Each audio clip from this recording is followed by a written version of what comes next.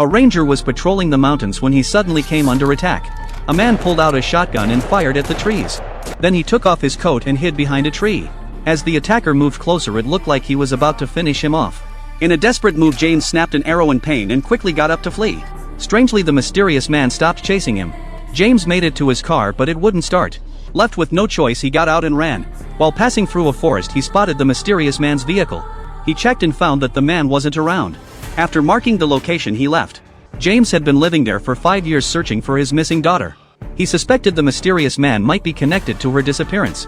James checked the security cameras to find any traces of the man, but was shocked to see him hunting a girl. Without hesitation, James gathered his gear, determined to rescue her. But as soon as he entered the forest, he fell into a trap set by the mysterious man. Thinking quickly, James grabbed a paint can from his bag and threw it into the air. The paint splashed over the man, forcing him to retreat. James fired several shots, but the man was too fast and escaped. James reached the riverbank to rest. Suddenly, he spotted the girl who had been pursued. She was unconscious and her vocal cords had been removed. James quickly carried her away. They hid in a trap and spent the night safely. The next morning, they continued their journey. However, as soon as they returned home, they were ambushed by the mysterious man.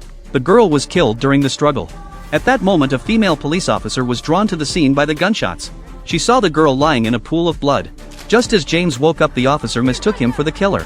With the mysterious man almost caught, the officer noticed James making a familiar gesture. The police were stunned when they realized he was her brother. Without warning, she shot James. Knowing he was being framed, James immediately fled to the basement. Sam knew the officer would try to pin the murder on him, so he went to find his ex-wife. His ex's current husband was a colleague of the officer. After speaking with him, they concluded that James couldn't possibly be the killer. Soon after, John spotted the officer's brother and immediately detained him. However, to everyone's surprise, John's investigation revealed that James didn't have an alibi for the time of the crime. Disappointed, James went to a bar to drown his sorrows. When he left, he saw a familiar vehicle, the same one the mysterious man had parked in the woods earlier. James checked the markings he had left, but when the person in the car got out, it was just an old man. He was sure the man wasn't the killer. To his surprise, the old man told him that a neighbor up in the mountains often borrowed his car. James, now on alert, quickly ran up the mountain. When he found no one around, he entered the house. After searching, he discovered numerous photos of missing girls in the basement. Before he could recover from the shock, the killer injected him with a sedative. When James woke up, he found himself in the woods. The forensic doctor hadn't killed him though, instead he had let him go. The doctor wanted to savor the thrill of the hunt. James dodged the doctor's attacks, knowing that if he didn't act quickly, he would be killed. He grabbed a flare from his bag and threw it behind the doctor.